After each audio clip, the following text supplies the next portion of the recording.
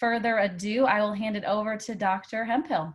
All right, thank you so much, Laura. Good afternoon, everyone, and thank you so much for joining us today.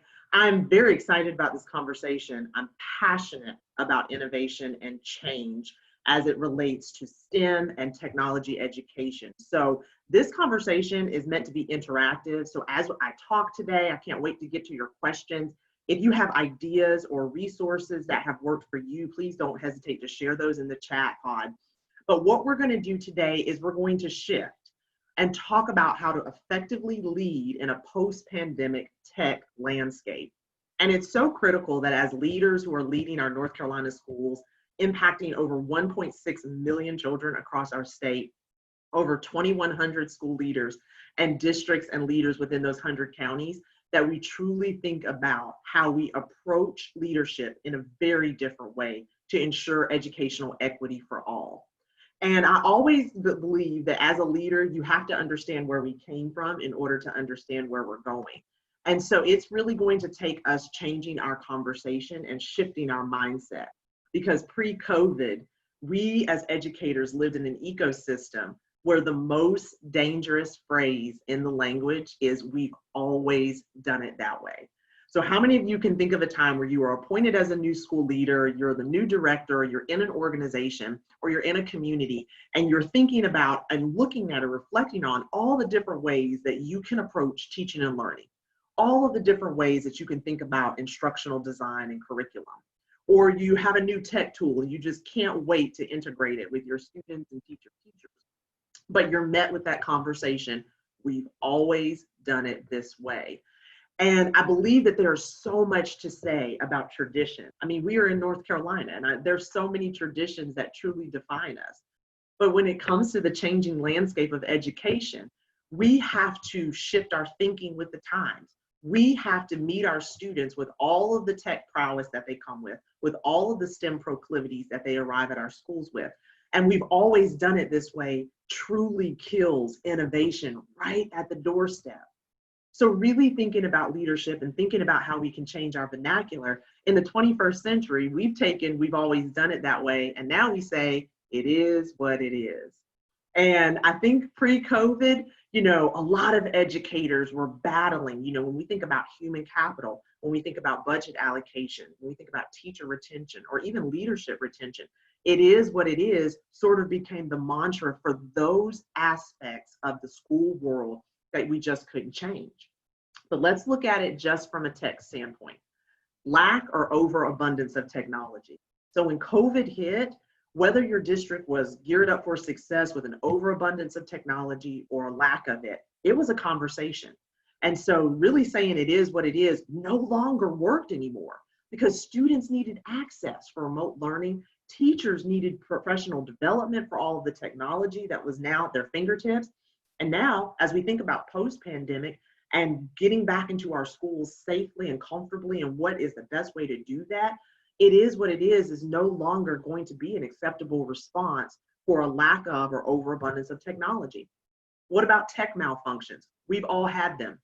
You have the best presentation, videos, text is flying all over the screen, like you cannot wait, and you get there and what happens? No Wi-Fi, your computer dies, where you're presenting is too far away from the plug, or something weird just happens, right? So we're not only planning as leaders for plan A, you have to have like plan A through F, because your backup has to be your backup has to be your backup. One rule of thumb I say as a speaker, always keep your presentation on a flash drive, on the cloud, and on your device. And so that helps you navigate those tech malfunctions, right? What about inadequate tech PD? So the reality is that we have veteran stakeholders in our educational system who are coming with years of experience with classroom management. They understand the class dynamic. They understand how you are supposed to take a student, whether they come to you at point A or point D, and they know how to move that child. But when it comes to tech, when it comes to all of the different iterations of apps, of resources, Google Classrooms, Microsoft, Teams, all of those things, sometimes teachers don't have the right PD in order for them to feel comfortable putting it in front of their students. And we're going to talk about some ways in the post-pandemic that you can really innovate how you bring that PD to the forefront. new tech resources and strategies. Just in the time that it will take us to have this hour-long session, something new will be created in tech. That's how fast the tech world evolves. And so when we think about the course iterations of 180 days in a school year, how many opportunities do we have to integrate new technology with our students and with our teachers? We also have multiple definitions. We have STEM, we have STEAM, we have STREAM. I mean, it is truly evolving. And having a great definition of what that means is something that we have to kind of err away from tradition, because what it is at Laura's school versus what it is at Dorinda's school may be totally different when I talk about STEAM. So we're going to talk about some ways where we can truly streamline that conversation. And then we have to talk about tech fatigue. Okay, how many of you, tell me in the chat, are you feeling tech fatigue? You have literally zoomed out on all of your Zoom meetings, WebEx meetings, Teams meetings. That's going to happen. And so how do you set up structures post-pandemic in your schools and in your districts to make sure that your teachers aren't burnt out, that your leaders have that stamina and that grit and that perseverance, and that you as the support, the community, the higher ed organizations, how do you address tech fatigue? And then we have to really address underdeveloped tech leadership. Modeling the way is so important when it comes to superintendents, organizational leaders, because if those leaders don't understand the importance of tech, know how to model it, and know how to get it to the people that run the organization, that can create a gap. Saying it is what it is no longer an acceptable shift in our conversation, because we can't dismantle what COVID has brought us. And so a lot of times I like to think about, what do we define the new COVID-19 climate as? We remember the headlines. We remember the angst that happened in March when we thought we had to send our students home and then later found out for the entire school year. So when we think about tech and when we think about the post-pandemic landscape, we have to help our schools and our districts find calm in the chaos. What do I mean by that? Executive orders are changing. Local regulations are changing. Different information is coming from different areas. So how do you help your students find some solitude and find their pathway again? For those students who have lost their footing since March, for those teachers who have lost that verve or that passion, how can we help them, particularly as it relates to tech? We have a culture of cancellation. Okay, weddings, graduations, anniversaries, baby showers, gender reveal, all of these things. This has been defined by the COVID-19 climate. But the one thing that remained consistent is that the tech usage went up, up, and up. Instagram cited in April 30th of this year that for the first time ever, they had over 1 billion users on Instagram. So think about that. That is 1 billion people sitting at home looking at images. So thinking about the culture of cancellation, particularly as it relates to school, is critical for the tech landscape. Of course, we can't talk about COVID without the transformation and transition. We have had to transform and transition what people think about school. So our parents, our families, stakeholders, they literally went from really trying to support or really trying to make sure their students were doing the best that they could to everyone being involved in remote learning, virtual learning, and homeschooling their students. And so when we think about the transition and the transformation post-pandemic, how are we going to keep our families engaged? And that's going to be critical as we think about equitable education for all of our families. That may look different from your 2-parent home in suburbia to your students who are on McKinney-Vento, to when we talk about students with exceptionalities. And I'm talking about both ends of the spectrum, even your AIG students. How are you going to keep all of them engaged? And it's going to really mean taking tech to the next level. And the one thing that I love about COVID is that it was a global pivot. So it didn't just happen in the mountains of North Carolina. It didn't just happen in the foothills. It didn't just happen in the Piedmont. COVID affected everyone. It did not discriminate. So you have, as leaders, an opportunity to build some groundwork and really talk to your teachers, talk to your students, talk to the district office about how COVID should look and could look in your county or in your district or in your charter school as you start to think about this COVID climate and bringing everyone back. And then the last thing is we've had an innovation elevation.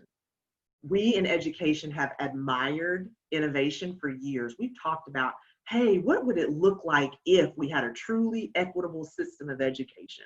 What would it look like if every student had a device and Wi-Fi access or hotspot access?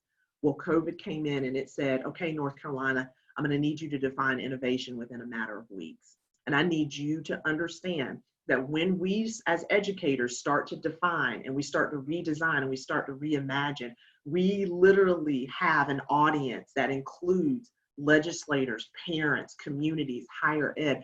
This is the time for us to do something different in education.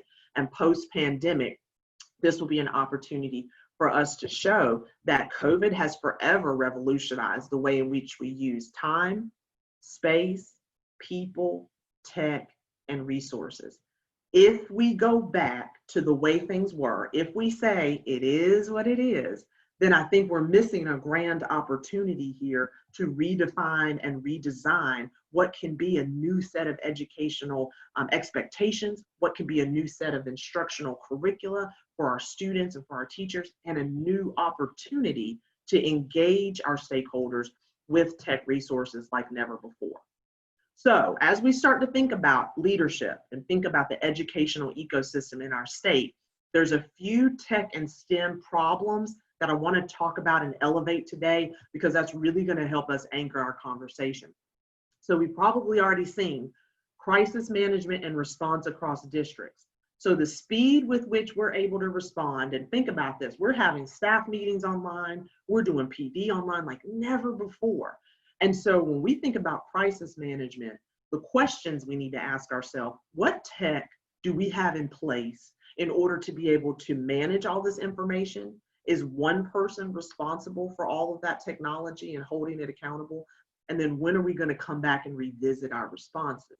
Because the goal here is to get better. So whether it's Google Sheets, whether you're using Microsoft, whether you're using, you're anchoring down your Mac district, how are you creating opportunities for your students and your teachers to be successful with crisis management response?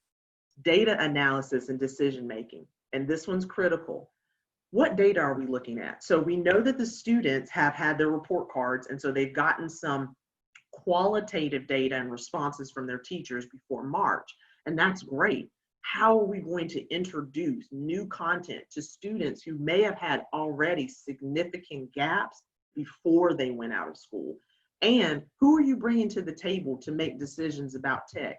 Are you bringing that teacher leader who has been in the school for 30 years? Are you bringing your new hire? Are you making sure that your paraprofessionals are at the table? What about your assistant principals? What about your assistant superintendents? Making sure that there is a representative from every level at the table is so critical. Cybersecurity risks are going to be elevated. So if I'm working from home, if Tom is working from home, and let's say Linda's working from home, those are three different risks that are going to come back where? Into the building or into the school. So making sure that we have cybersecurity really covered is going to be key as well. Online education and social distancing is also going to be an awesome opportunity, because products and services needed by the tech industry are going to be in high demand. Think about it. Your spam folders are probably overflowing right now. Free this, free that. We can solve social distancing. We know how to, listen, it all sounds great, right? But someone had to create that tech. Someone had to come up with that idea. And so that's going to be a problem for the tech industry. And so as problems go up, job opportunities go up. How do we get North Carolina students ready to answer the call? And then, of course, there's going to be a demand for developer and talent as those things begin to rise, but also thinking about how do we retain top talent? And not just developers, not just software developers. We're going to need engineers. We're going to need all of this talent. And so as we think about K through 12, how many opportunities do we have to expose our children to awesome tech, immerse them in STEM, empower them in tech, and then engage them in the career process is definitely going to be critical so that they stay in these jobs, okay? So the question is, how do we leverage our leadership as teacher leaders, as student leaders, as district leaders, community leaders? How do we leverage our leadership in the midst of a post-pandemic landscape? What we just talked about, all the different issues and problems, all of the different things ever evolving at the touch of a button. And we're going to start with shifting our language. People are looking at educators like never before. And if you're a leader who's in the spotlight, chances are before you've had a chance to finish it, it's been retweeted, posted, somebody's probably made a TikTok, and you're on Instagram, right? But if we change our language, then that is where we're going to start to change the trajectory of what's going to happen post-COVID. So we've all heard it: white collar, blue collar, pink collar, okay? When we think about these three jobs, we're thinking about the 9 to 5, who's going out there and getting their hands dirty, and pink collar, which we totally need to eliminate, which was associated with those jobs that were just for women. This is going back to what I said. This is the way we've always done it. But this language won't serve us after COVID. What do we need to switch to? We need to switch to new collar, okay? So we don't say blue collar, white collar, pink collar anymore, it's new collar. So becoming a new collar champion. These are the conversations we need to start to have with our students. Hey, listen, we're going to shift from doctor, lawyer, those types of jobs that we've always thought about to, have you considered being a travel nurse, going around and helping people stay healthy and safe, and as a sort of a concierge service in their home to make sure you're doing temperature checks? Have you ever thought of being an IT field technician or maybe a JavaScript developer? Think about it. If you start having those conversations in your staff meetings, if you start having those conversations in high school, or really with your teacher leaders, and students start to hear it, and they say, well, what is a front end software developer? And you start talking about testing and beta, being in perpetual beta, which is where we all are, right now. This changes the conversation. Students start to go home and say, Mom, I'm thinking about becoming a data scientist or maybe a pharmacy technician. These new collar workers, according to the U.S. News and World Report, by 2026, we will need 2.2 million new collar workers. And here is the crux of it. Most of these jobs can be done from home. Again, I'm going to go back to what COVID did. COVID said, wow, teleworking is innovation, and we made it work. These jobs, we're going to need 2.2 million of them. So how do we get our students ready? How do we ready our district to be new collar champions in this post-pandemic landscape? And it starts with changing our language. When we talk about college and career ready, this is something that we've been talking about for at least 3 decades when it comes to North Carolina education. How do we prep our students for college and career ready? Traditionally, it is go through the K-12 public school system or the school system that you're of your choice, a charter school, what have you. You graduate and then you go into a great job, or you go to college for a 2-year or 4-year degree, and you pick your path, you map your path. Well, post-COVID, when we start to look up the top 10 computer science jobs, and how many of you would love that salary, right? I started to think to myself, okay, if we're thinking college and career ready, these are the top 10 jobs out there. I'm thinking, okay, this can change generational cycles for students in our most rural counties. So when we talk about equity, we're talking about breaking generational curses, right?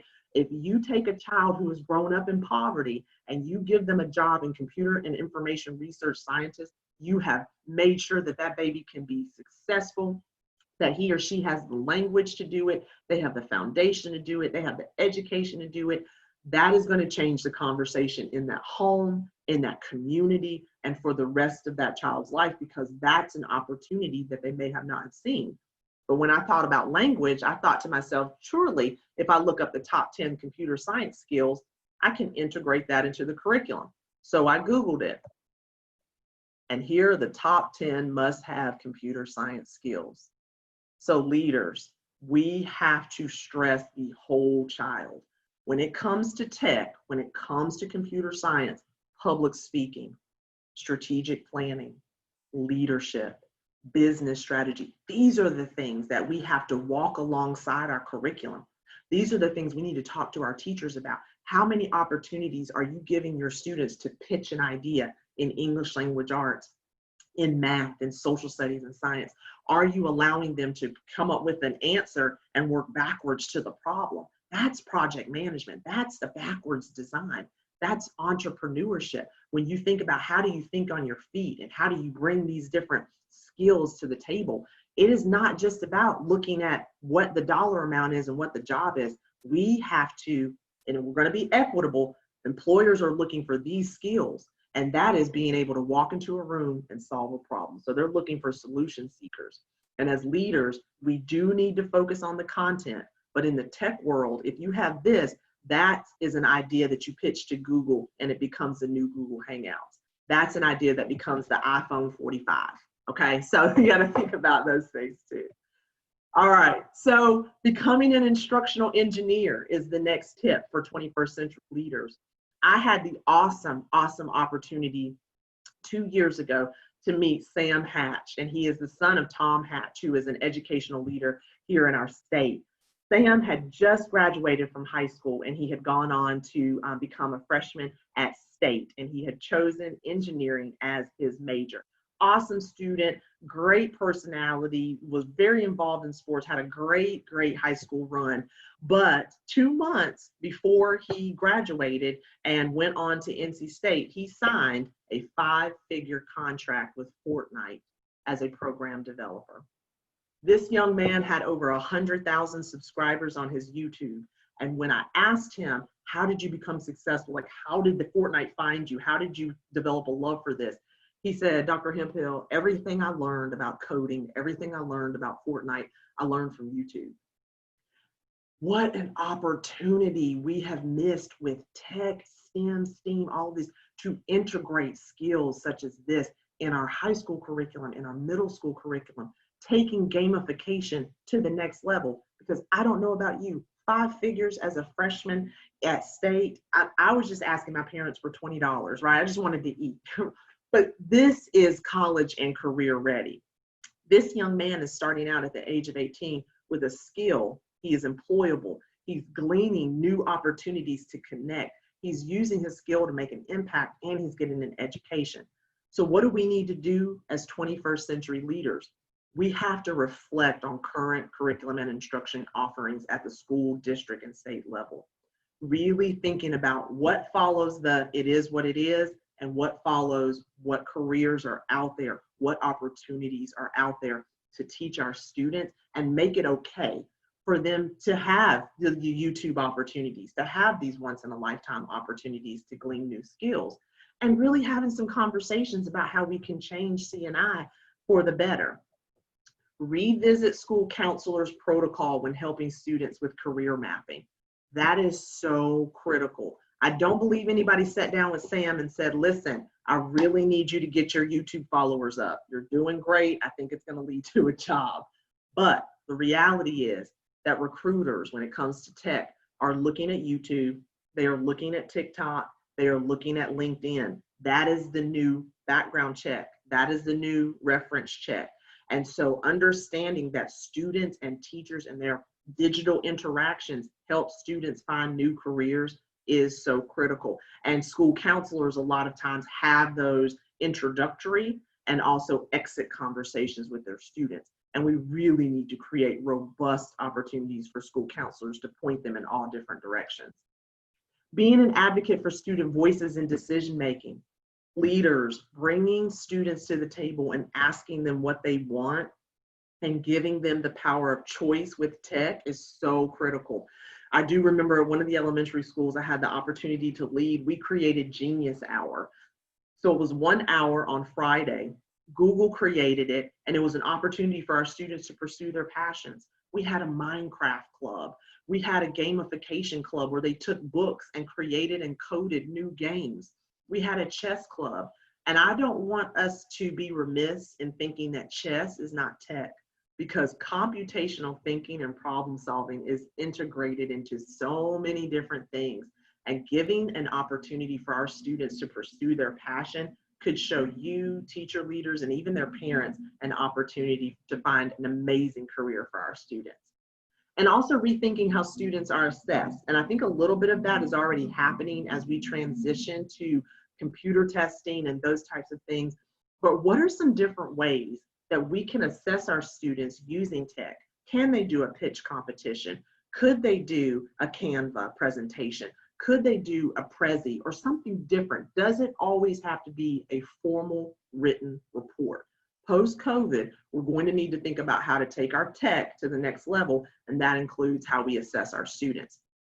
And then embracing multi-generational leadership in authentic ways. The fact of the matter is that by 2033, 76% of education will be led by millennials, okay? Because we have a huge boost of baby boomers who are retiring and leaving the profession, and millennials that are coming up. So when you think about equity, what are you doing as a district post-COVID to start talking about what are the conversations that need to happen? What are the ways that I'm going to recruit great tech talent into the district so that I can recruit the best teachers so that they stand in front of our kids and give them the best opportunities?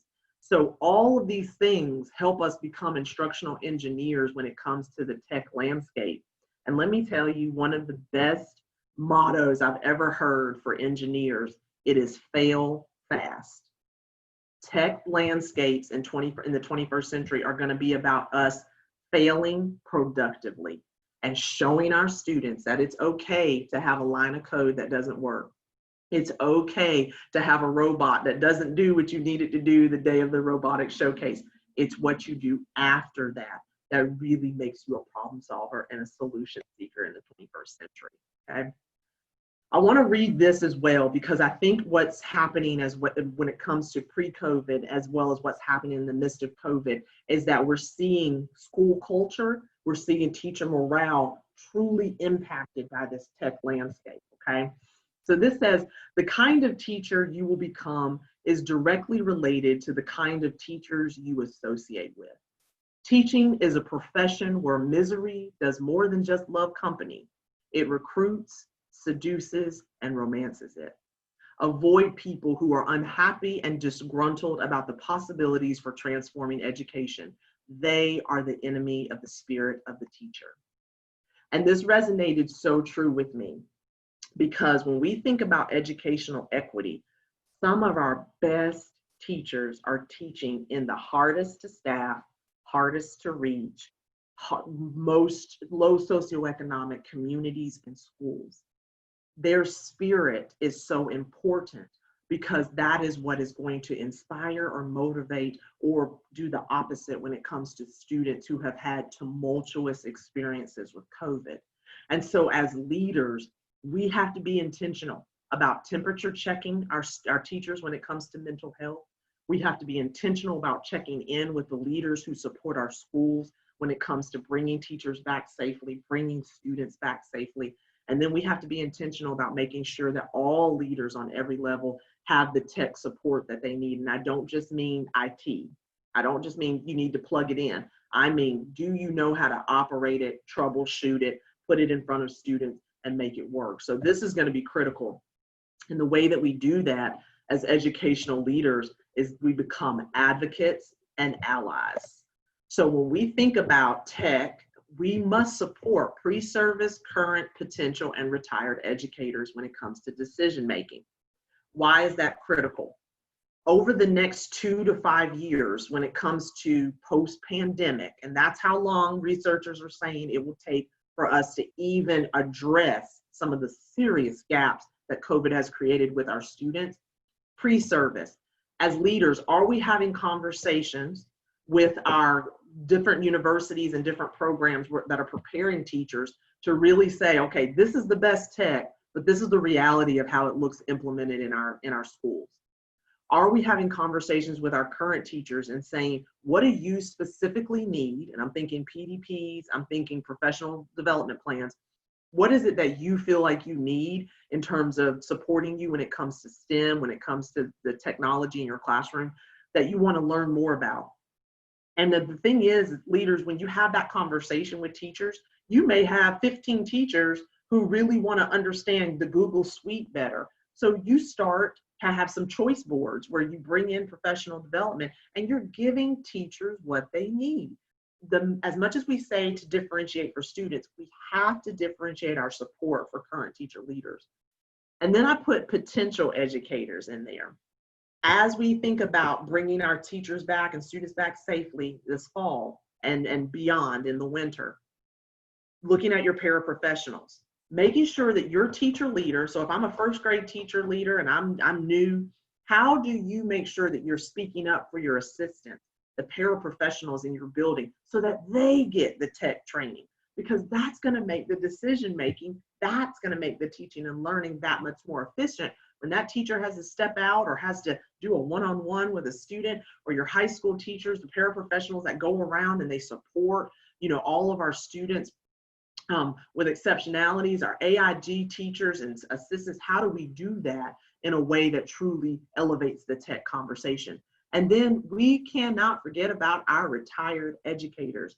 They have so much knowledge and wisdom that we have to tap into that, because think about it, bringing retired educators back to the table and saying, this is what we learned, but this is how you can do it differently and better. I can't think of a retired educator that wouldn't love to just feel needed, because once you're a teacher, you're always a teacher. So leaders, let's find ways so that we can engage them in that conversation.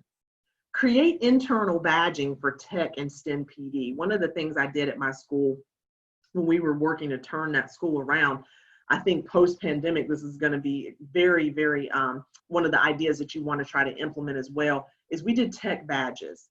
And so during the observations or during the informal walkthroughs, we would find teachers who were fantastic at different tech apps.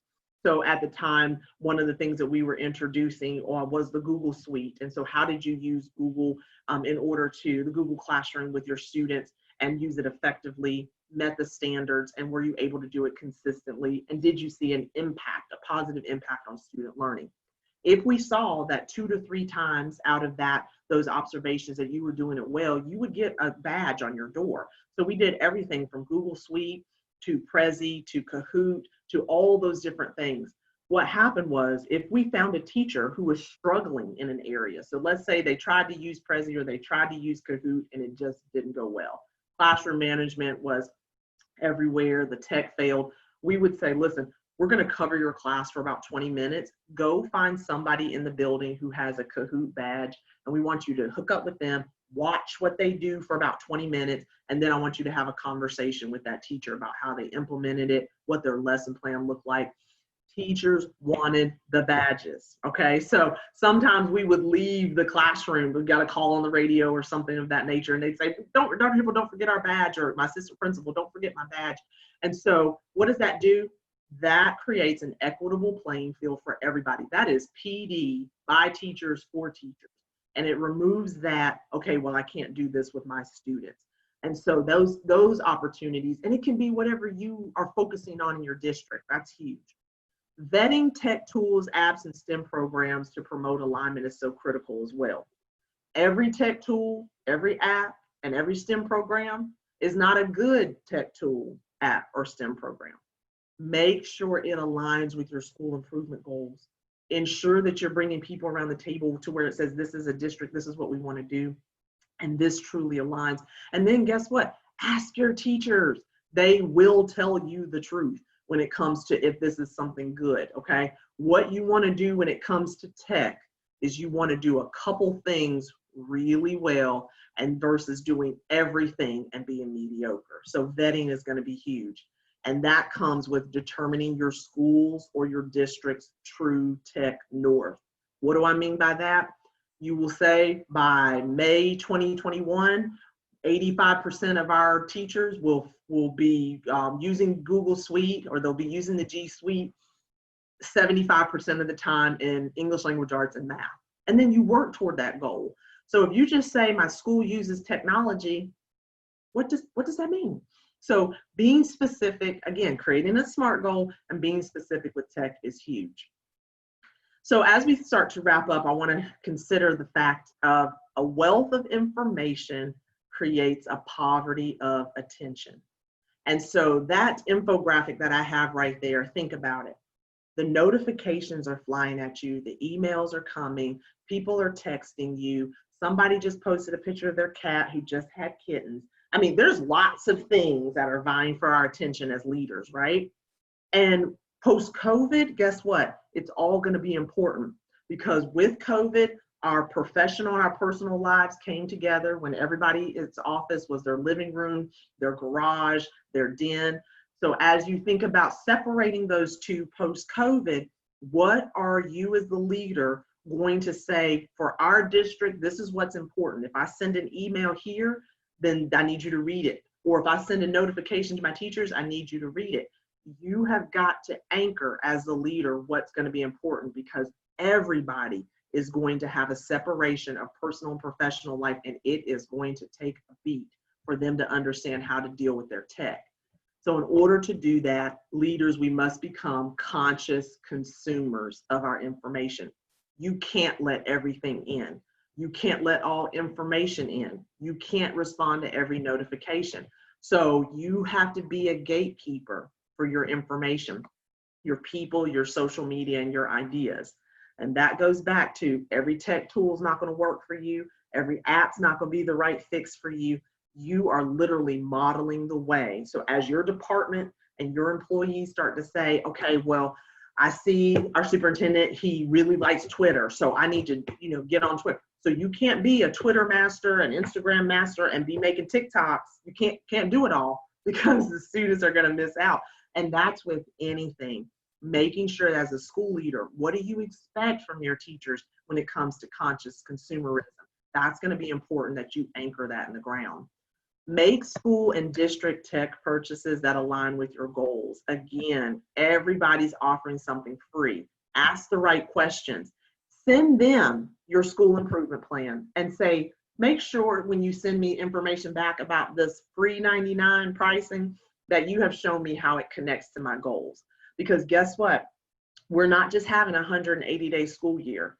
We're having a 270-day school year, and we've got to make up for all those days and hours of missed instruction, but also just the social piece too. So students are going to need to connect and reconnect in a different way.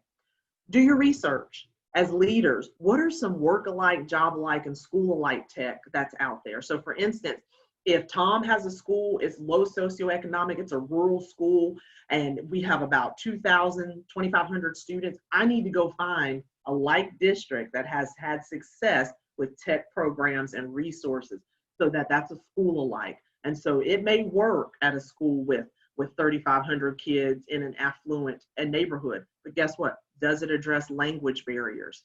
Does it address those language acquisition areas? Is it great for my students who have really struggled in English language arts or math? Making sure you're specific is about doing your research. And then making sure that you examine your school and district's branding for tech and STEM. And here's a good barometer. Ask 3 parents, ask 3 teachers, and ask 3 students what your tech initiatives are in your district. If you have misalignment, you need to go back to the branding. Again, people think STEAM and STEM and STREAM are completely different things. But if you anchor that and you say, with STREAM in our school, reading means that we're putting literacy first. We offer time for reading. We offer support for reading. We want our parents to do reading nights and things like that. Then everybody needs to be speaking about what STREAM is. If you say, we are going to be a STEM school, guys, ladies and gentlemen, there are 500 definitions out there for STEM. Anchor it, brand it, market it, talk about what engineering looks like for your elementary school versus the mom who has a elementary, middle, and high schooler. STEM may mean 3 different things to her. Help our families understand what you mean by STEM, STEAM, and STREAM, and what you mean by tech. What does that mean for you? So being a conscious consumer is critical as well. So as I wrap up, I want you to think about this. The headlines are changing as well. This is a headline from 2016, okay? And I want you to think about this. 2016, is this the bottom? Digital finally surpasses physical worldwide. So in this article by Charlotte Hassan, she says that in 2025, the digital information that's available on the World Wide Web will surpass the information that is in the Library of Congress. So what does that mean? That means that the digital world, our tech world, is literally swallowing the physical world. There's information that is created in a billionth of a second every single waking moment. So we have to prepare our students, our teachers, and our leaders to be able to lead in this ever-evolving opportunity, ever-evolving environment. Tesla floats fully self-driving cars as soon as this year. Many are worried about what that will unleash, okay? I literally saw a TikTok on Facebook. Yes, that's an oxymoron. I saw a TikTok on Facebook of a young lady who was recording herself doing a TikTok in her self-driving car. Think about it. When we talk about equity, we are training our students right now in K-12 to go out. We're preparing them to go out and code cars that are going to make decisions that say, do I go through that yellow light and try to make it, or do I swerve over here and possibly enter into a lane where there's an oncoming car? I don't know about you. I need them to code that car correctly, okay? So that's why our tech landscape is so important. And last but not least, Barbie, making products smarter with artificial intelligence. I'm not sure if you know, but last year Barbie announced the AI Barbie. It is a Barbie that literally learns the personality of its owner, and it will respond accordingly. They have had issues and actually had to put the product back into beta testing because the Barbies were actually insulting the young ladies and saying, you don't look good in that. I don't think you're pretty, okay? Chucky. All right, so we need to really understand where our tech world is going. AI is meeting doll making. Cars are driving themselves. The World Wide Web has more clout than the Library of Congress. There is a shift happening. And so preparing our districts, having those conversations will help us. I never put the end when I talk about tech, because this is the beginning. This is the beginning of us redesigning our schools. This is the beginning of us approaching our vocabulary differently and really showing how we can be conscious consumers. And this is the beginning of us taking tech to the next level, where we don't work for tech, but we help tech work for us and make sure that our students across our state, in every county across our state, are able to reach their goals and dreams in an equitable way. So I am, again, honored to be able to have this conversation. I hope that you glean some strategies or some ideas about how to go back to your districts. And I just can't wait to hear your questions and your feedback. What other ideas do you have? And just thank you so much for your time. Thank you, Laura. Yes, this was so good. So many good nuggets of information. And I love how you left it off there, that this is the beginning and the empowerment of what we do next. So I love that. Thank you. We'll see if you have, someone asked for your Twitter handle. So yes. drop that in the chat if you're able to. But yeah, we do have a solid 15 minutes here for questions for Dr. Hemphill. So I'd love for you all to share those with us.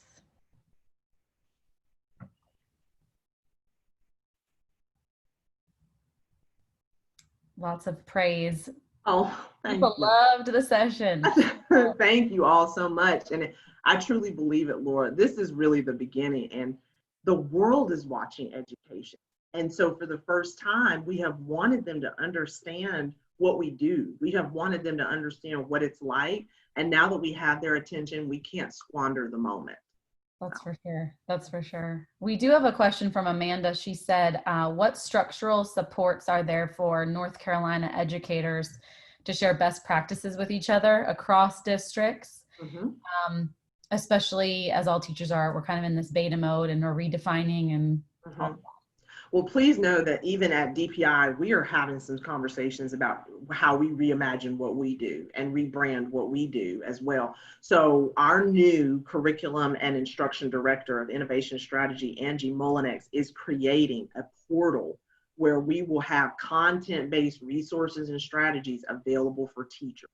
And it is in the works. So right now we're capturing all the PD that we're doing, but we are also putting best practices together as well. So what's going to be happening is that you will see C&I really take that shift and put out, based on social studies, science, ELA, those types of things, the professional development links. So you'll get to replay that PD, you'll get access to those resources, and you'll be able to have some of those things at the touch of a button.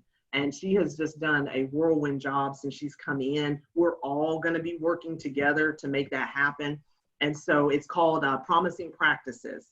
And it is those those practices that have the promise of success for what North Carolina looks like, because it is so different from Currituck County to Pamlico. We're talking vastly different. So she's actively working on that. She's a dynamo, and I will definitely, Laura, I will make sure that's available to you to send out. Great, great. Thank you. Yes. And so this question from Maureen kind of goes along with that, about the strategies for incorporating tech into the content areas. Yes. So one of the exciting things is the computer science standards. We've been working for over a year on integrating those into the content areas and potential adoption in August. So what we have done is we have brought in teacher leaders from K through 12. I see some of their names here on the chat. We worked with them and we said, how can we work to make sure computer science is not, okay, put your books away, it's computer science time. That's not going to work. Teacher leaders are already inundated with so many things. So we work to create authentic learning opportunities in the content areas for each of those CS standards. But the beauty of that is we've already started to see some of that in ELA and math as well. How can we put those things together in different platforms so that we're teaching 4 standards at the same time, killing 4 birds with 1 stone, but teaching our students some real world strategies so that they can make sure that they're competent when they leave that grade level. So you're going to start to see those things coming out for computer science for my department, but also ELA and math already have some resources out there that integrate into the content areas. Okay. So how about the non-tech, the arts, PE, how about incorporating tech in those areas? That's great. I'm so glad you brought that up. So art is so much fun. So we're starting to see a couple areas again where people are bringing in some tech tools, using their iPads in order to kind of express themselves that way. But then with physical education, and I think that this conversation is definitely going to change post-COVID, because how can you socially distance and keep your students active? There are a couple great apps. Again, I can put some links. I can send you, Laura, some links. There are some great apps that do simulations for physical activities. So think of the Nintendo game where you can bowl or you can do ping pong or things like that. You can actually set this app up, and I cannot remember the name of it right now. You can set this app up, and every time you throw the ball virtually, proverbially at the wall, you're solving a math problem that is projected on the wall. Cool. It is fantastic. I've seen it done in several schools across our state. The name escapes me, but I will find it. Those are great ways. And if you buy the license for the district, students can do these at home on the side of a building. I mean, it's very, very easy. Now our iPhones turn into projectors. So I will make sure that I find that app, and Laura, if you could please send that out. Yes, for sure, for sure. Can you talk more? We've got some questions about either, maybe we can drop a link in for some of those strategies. Does DPI have a resource hub yet, or that's the one that's in the works? I think that's the one that's in the works. And again, this has caused everybody to shift and pivot. These are things that we understand. We can't just create it and put it somewhere. We have to create it and get it out there in a way that makes sense, which means modeling, which means talking to teachers to vet and test those different resources. I know that with computer science coming through the new approval for adoptions, that those cross integration maps are going to be critical and mandated. So what you'll start to see is that as ELA, as social studies, as science go up for adoption or come to be revised, you'll start to see those conversations. And again, they're on a 4-year cycle. And one of the things that I advocated for is that computer science and tech, we cannot not revisit it every 4 years. It's going to change every single year. So start to look for those things and definitely hold us, accountable for those as well. Great. Yes. Yes. Someone asked as well about any fear or just conversations at DPI that parents will want all education to transition to online learning, and just kind of what that means for us as leaders going forward. Right. So, and again, you're gonna have those parents and rightly so, stakeholders and guardians that are just gonna be scared, right? And I also want us to think about, there are some students, the immunocompromised, the students who are already in alternative settings where online learning was a best fit. I want to go back to branding and marketing. The internal marketing that comes from our profession is what teachers, is what families, is what communities are going to be talking about. And right now, I say that education, we're in a state of triage. So we're trying to figure out what this is going to look like. So when it comes to the fear of it, I think we need to address the fear, but we need to have a response. And so just like for instance, for computer science, and again, I can only speak for my department, but we've created IMCS ambassadors. They are teachers who represent every single region across our state, who come back and they talk about, these are the challenges, these are the celebrations, this is what's working. How do I talk to my principal, and how do I talk to my superintendent and bring that back to this group? I think if we don't do that, then we'll have a very one-sided, flat response to it. And it's not, it's going to look like this. It's going to go up and down, and we need to be able to have those voices at the table to address the fear. So if we know that a district is thriving, and say it's Pitt County, and they have, again, school alike, district alike, and they have this set of demographics, why are they not talking to another district and solving those challenges together? We have to, and in my department at DPI, we have to create the opportunities for them to get together and make it make sense for the district. Yes, yeah, that's huge. I think you have an IMCS fan club in here. I saw that hashtag through, and some praise up to you. So yeah. My awesome ambassadors. Yes. So, and this actually kind of relates, Betty asked a question to what I do in my daily work as well. Mm-hmm. With the different tech frameworks like SAMR, TPAC, the 3 E's, how do teachers evaluate the tech curriculum, or maybe a tool or a resource? Is there a framework that you prefer, or what's your approach to that? The first thing I always say is, does it create alignment? Because if you think about your district goals and then your school improvement goals, making sure that it meets more criteria than not is always the biggest thing. But also, I always encourage people to go on to look at the reviews of that different tech. That's going to be important. But then also dabbling with it. So anytime you start something new, it's going to take you 20 to 25 times of a positive experience for you to understand it. Here's the thing about education. We want to move quickly, we want to move urgently, but teachers have to have time to get comfortable with it. So really being able to start in the summer is something that I always suggest for districts to be able to do, particularly, if you're moving from SAMR to something else, or for some reason the district has made that decision to move from something else, but having pilot groups. I know people shy away from pilots, but really approaching the pilot in a way that says, okay, if Dana is the teacher who's going to pilot this, how can I incentivize versus penalize Dana for what she's doing, to where teachers and students aren't losing time and the students are not going to lose ground. And what I always say, even as a principal, I would say, if I don't give my teachers time, I can't expect them to give me great feedback. So you may have to, superintendents, school leaders, you got to look at your master schedule. So for instance, if we did new tech, I created PLCs where my second and third grade teachers were in the PLC together. What does that do? It helps my second grade teachers know what's happening in third grade, and third grade teachers talk to my second grade about what needs to happen during those 2 years. If you bridge your tech testing and your tech pilots, you will get better bang for your buck. Oh, yeah. That's so good. So practical. Love that. Thank you. Thank you.